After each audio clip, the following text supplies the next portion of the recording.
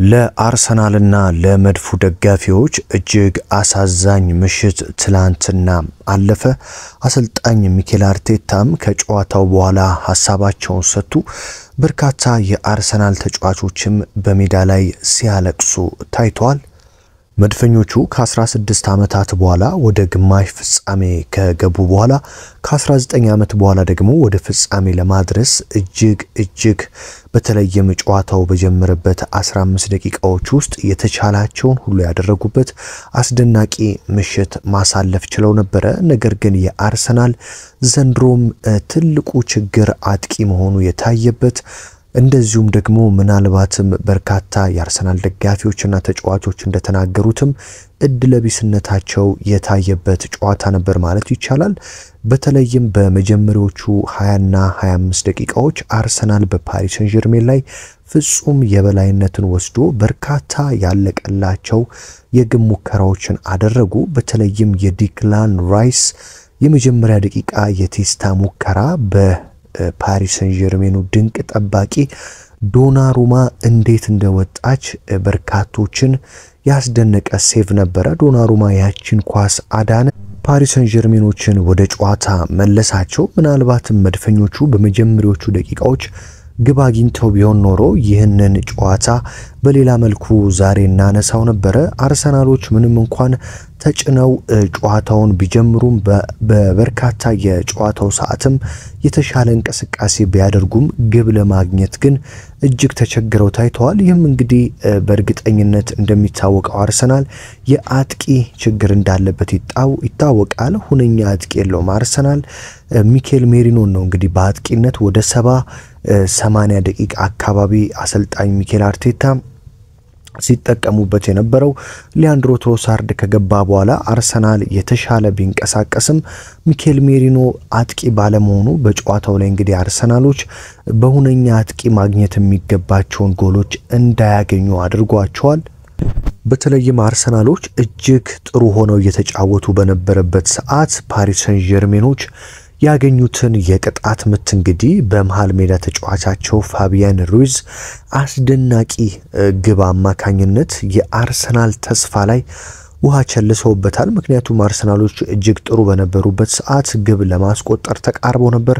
ጨዋታው ምናልባትም በዛው ቢቀጥልም አርሰናል እስከ ረፍት ግብ ያስቆጥራል ተብሎ በሚጠበቅበት ሰዓት ነው ፓሪስ ሰን ዠርሜኖች እንግዲህ አንድ አስደናቂ እድል አግኝተው በግሩም ሁኔታ ወደ ግብ የቀየሩት ማለት ነው።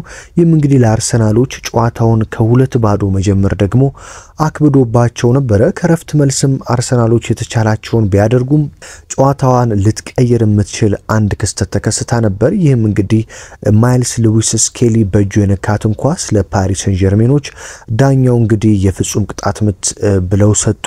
ታዲያ ዴቪድ ራያችን ኳስ አድኖ አርሰናልን ወደ ጨዋታው መልሶ ምናልባትም መድፈኞቹ የዴቪድ ራያን ድንቅ የፍጹም ቅጣት ምት ከመለሰ በኋላ ወደ ጨዋታው ይመለሳሉ ተብሎ ሲጠበቅ አሁንም እያጠቁ ባለበት አሽራፍ ሐኪሚ የቶማስ ፓርቲን ስህተት ተጠቅሞ ወደ ግብ ቀየራት ማለት ነው። ቶማስ ፓርቲ እንግዲህ በትላንትናው ጨዋታውን ይቀይራል ተብሎ በበርካቶች ዘንድ ተጠብቆ ነበር።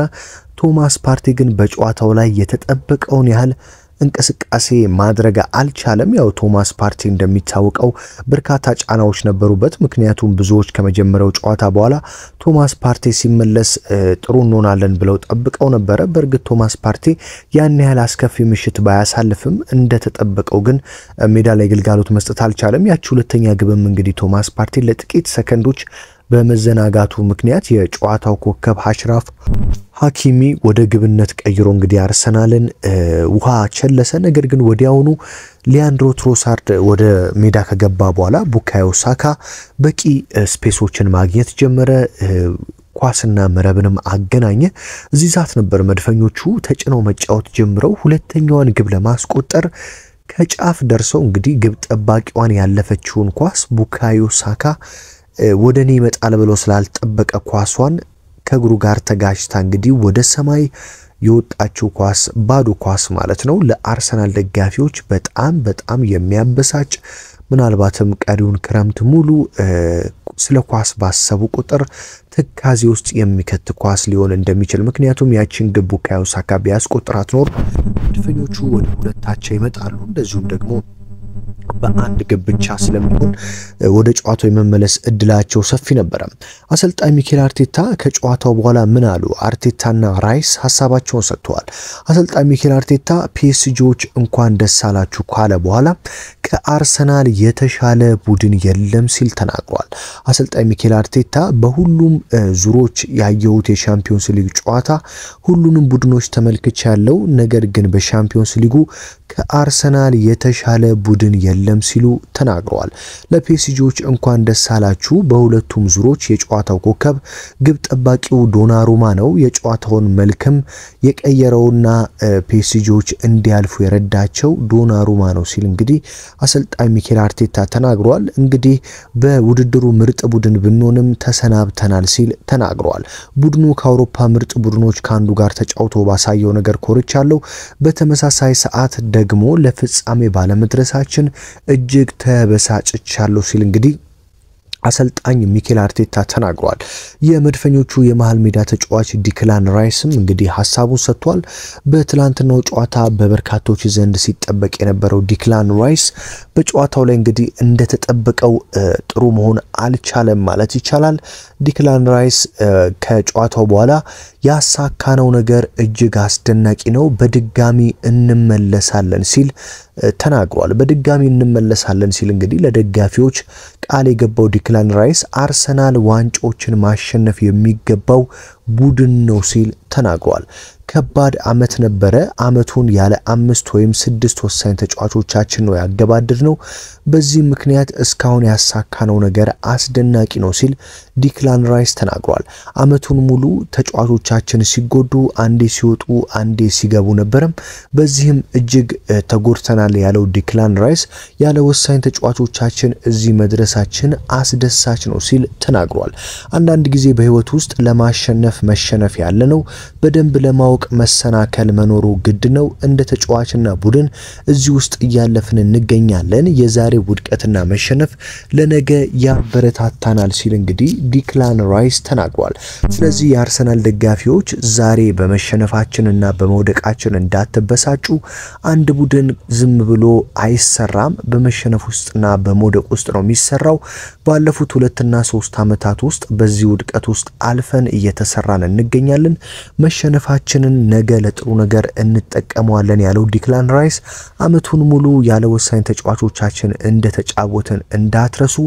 በዚህ ሁሉ ጉዳትና በዚህ ሁሉ አማካኝ ወደዚህ መድረሳችን ራሱ ትልቅ ስኬት ነው ሲል ለደጋፊዎች የተናገረ ሲሆን ቀጣይ አመት ተሻሽለን እንመጣለን ተዘጋጁ ሲል እንግዲህ ለደጋፊዎች ጥብቅ መልእክት አስተላልፏል ማለት ነው። ዲክላን ራይስ የፓሪስ ሰን ጀርሜኑ ተጫዋች ጃኦ ኔቬዝ አርሰናል ጠንካራ ቡድን ነው ሲል የተናገረ ሲሆን አርሰናሎች እጅግ በጣም ጠንካራ ቡድን ናቸው፣ እነሱን ማሸነፍ በጣም ፈታኝ ነበር ሲል ተናግሯል።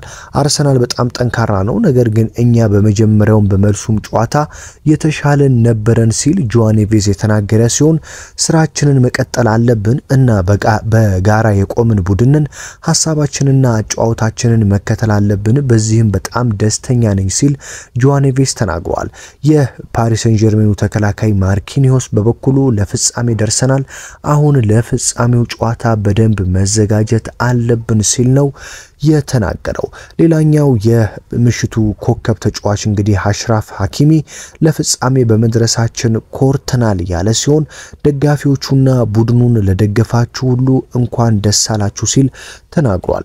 አክሎም አሰልጣኝ ሉዊስ ኤንሪኬ ወደ ፒኤስጂ ከመጣ በኋላ እጅግ አስደናቂ ቡድን ሰርቷል፣ ሉዊስ ኤንሪኬን እጅግ በጣም እንወደዋለን ሲል ነው እንግዲህ አሽራፍ ሀኪሚ የተናገረው። የመድፈኞቹ ተጫዋች ማርቲን ኦዲጋርድ በበርካታ የአርሰናል ደጋፊዎች ዘንድ እንግዲህ እየተተቸ ይገኛል። ምክንያቱም በአቋሙ መውረድ ምክንያት በትላንትናው ጨዋታ ለአርሰናል በቂውን ግልጋሎት አልሰጠም በሚል በርካታ የአርሰናል ደጋፊዎች ኦዲጋርድን እየተቹት ቢገኙም ኦዲጋርድ ከጨዋታው በኋላ ለአርሰናል ደጋፊዎች ይቅርታ ጠይቋል። የቻልነውን ሁሉ አድርገናል፣ ነገር ግን እድለኞች አልነበርንም ሲል ነው ማርቲን ኦዲጋርድ የተናገረው።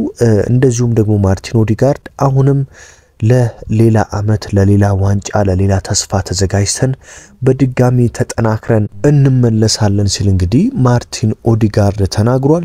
በጨዋታው ላይ ቡካዮ ሳካ እጅግ አሳዛኙ ተጫዋች ነበር ማለት ይቻላል። ብቻውን እንግዲህ ቡካዮ ሳካ በሜዳ ውስጥ ሲለፋ እንደነበረ በርካቶች ተመልክተዋል። የፓሪስ ሰን ጀርሜን ተጫዋቾችም እንግዲህ ብቸኛ ዓላማቸው ቡካዮ ሳካን ማስቆም ነበር። ቡካዮ ሳካ ኳስ በያዘ ቁጥር ለ2 እና ለ3 እሱን እየተከታተሉ ያቆሙት ነበር። ቡካዮ ሳካ በመጀመሪያው አጋማሽ በሁለተኛው አጋማሽ እንግዲህ እንደዛ እንኳን የፓሪስ ሰን ጀርሜን ተጫዋቾች ለ2 ለ3 እየያዙት ግብ በማስቆጠር አርሰናሎችን ወደ ጨዋታ ለመመለስ የቻለውን አድርጓል። ቡካዮ ሳካ አሁንም እንግዲህ ከአርሰናል ጋር ተስፋ አለኝ ዋንጫ እንደማሳካ ሲል ነው የተናገረው። ቡካዮ ሳካ በጨዋታው ላይ እንግዲህ የቻልነውን ሁሉ አድርገናል። ግብ ጠባቂያቸው እጅግ በአስደናቂ ሁኔታ በርካታ ኳሶችን አድኖብናል። የፓሪስ ሰን ጀርሜኑ ግብ ጠባቂ አስደናቂ ነው ያለው ቡካዮ ሳካ የቻልነውን ሁሉ አድርገናል፣ ነገር ግን ደግሞ ልክ በፍጹም ቅጣት ሳጥን ውስጥ ስንገባ ችግሮች ነበሩብን ብሏል። ማርቲን ኦዲጋርድም ባለፉት 2 ጨዋታዎች ውስጥ በተቃራኒ ቡድን ሳጥን ውስጥ ስንገባ የምናደርጋቸው ነገሮች ትክክል አልነበሩም፣ በርካታ ስህተቶችን ስንሰራ ነበር ሲል የተናገረ ሲሆን በተቃራኒ ቡድን ውስጥ ኳሶችን ብዙ አባክነናል፣ ውሳኔዎችን ቶሎ እየወሰንን አልነበርንም ሲል ነው እንግዲህ ማርቲን ኦዲጋርድ የተናገረው። አሁን እንግዲህ መድፈኞቹ ዘንድሮ አመቱን ያለ ዋንጫ እንደሚያጠናቅቁ ተረጋግጧል። ኤፍኤ ካፕ እንግዲህ በማንቸስተር ዩናይትድ ተሰናበቱ። በመቀጠል ካራቦ ካፕ በኒውካስትል ዩናይትድ ተሰናበቱ። ከዛም ቀጥሎ የመጨረሻ ተስፋቸው የነበረው የአውሮፓ ሻምፒዮንስ ሊግን በፓሪስ ሰን ጀርሜን ተሰናበቱ። የእንግሊዝ ፕሪሚየር ሊግን እንግዲህ በሊቨርፑል ተነጥቀዋል። በነገራችን ላይ የፊታችን እሁድ አርሰናል ከሊቨርፑል ጋር በሚያደርገው የአንፊልዱ ጨዋታ መድፈኞቹ ለሊቨርፑል የክብር አቀባበል ያደርጋሉ ተብሎ ይጠበቃል። መድፈኞቹም ይህንን የሚያደርጉት አንዱ የእግር ኳስ መገለጫ ጨዋነት ነው በሚል እንደሚያስቡ የተሰማ ሲሆን ለሊቨርፑልም እንግዲህ ደማቅ አቀባበል ለማድረግ እንደተዘጋጁ ተሰምቷል። አሰልጣኝ ሚኬል አርቴታ አሁንም ከአዲሱ ስፖርቲንግ ዳይሬክተር አንድሬ ቤርታ ጋር በመሆን በተለይም የፊት ለፊት መስመራቸውንና የመሃል ሜዳቸውን በእጅጉ ማጠናከር እንዳለባቸው የታየበት አመት ነው። ምክንያቱም በአውሮፓ ሻምፒዮንስ ሊግ ሌሎች ቡድኖችን ስትመለከቱ ፓሪስ ሰን ጀርሜን ተቀያሪ ላይ ዞር ብላችሁ ስትመለከቱ ያሏቸው ተጫዋቾች ባርሴሎና፣ ኢንተር ሚላን ስትመለከቱ ምን ያህል በተቀያሪ ተጫዋቾች ሀብታም እንደሆኑ የፈለጉትን ተጫዋች በፈለጉበት ሰዓት ቀይረው ጨዋታ መቀየር እንደሚችሉ የስኳድ ዴብዝ እንዳላቸው የተመለከትንበት ግማሽ ፍጻሜ ነበር። አርሰናል ግን በሚያሳዝን ሁኔታ ስኳድ ዴብዝ የለውም። በርካታ ተጫዋቾቹ ተጎድተዋል። ዞር ብትሉ ያለው ስተርሊንግ ነው፣ እንደዚሁም ደግሞ እነ ቤን ዋይት ናቸው። ስለዚህ አርሰናል በቀጣዩ አመት እንግዲህ በክረምት የዝውውር መስኮት ከፊት ለፊት እስከ መሃል ሜዳ የኋላውንም ጨምሮ እንግዲህ አርሰናል ተጠናክሮ መምጣት ይጠበቅበታል። ዋንጫ የሚፈልግ ከሆነ አሰልጣኝ ሚኬል አርቴታ እንግዲህ በተለይም ባለፉት 3 አመታት እጅግ አስደናቂ ቡድን ሰርተው ለዋንጫ እየቀረቡ ዋንጫ ማጣታቸው በርካታ የመድፉን ደጋፊዎችን አሳዝኗል። ሚኬል አርቴታም እንግዲህ ለዋንጫ እየቀረቡ ካቻምናና አምና እንግዲህ ፕሪሚየር ሊጉን በማንቸስተር ሲቲ አምናም ሩብ ፍጻሜ ደርሰው በባየር ሙኒክ ዘንድሮ ደግሞ በግማሽ ፍጻሜ በፓሪስ ሰን ጀርሜን ተሰናብተዋል። በሜዳቸው እንግዲህ መሸነፋቸው በተለይ ለዛሬው ጨዋታ ትልቅ ጫና አድርጎባቸው መድፈኞቹ በስተመጨረሻም ዘንድሮም ያለ ዋንጫ አጠናቀዋል ማለት ይቻላል። ውድ አድማጭ ተመልካቾቼ ስለ አርሰናል ምን ታስባላችሁ? አሰልጣኝ ሚኬል አርቴታ ናቸው ችግሩ ወይስ ተጫዋቾቹ ናቸው? የስኳድ ዴብዝ ነው? ጉዳት ነው? ዘንድሮ አርሰናል ዋንጫ ለማጣቱ ዋነኛው ተጠያቂ ማን ነው ብላችሁ ታስባላችሁ? ሐሳብ አስተያየታችሁን በኮሜንት መስጫው ሳጥን ውስጥ አስቀምጡልኝ። በሌላ ጥንክር በሌላ አርሰናልን እንደዚሁም ሌሎች ክለቦችን በተመለከቱ ጥንክሮች እስከምንገናኝ ለቻናሌ አዲስ ሆናችሁ ሰብስክራይብ በማድረግ ቤተሰብ መሆን አትርሱ። ሰላም ተመኘውላችሁ።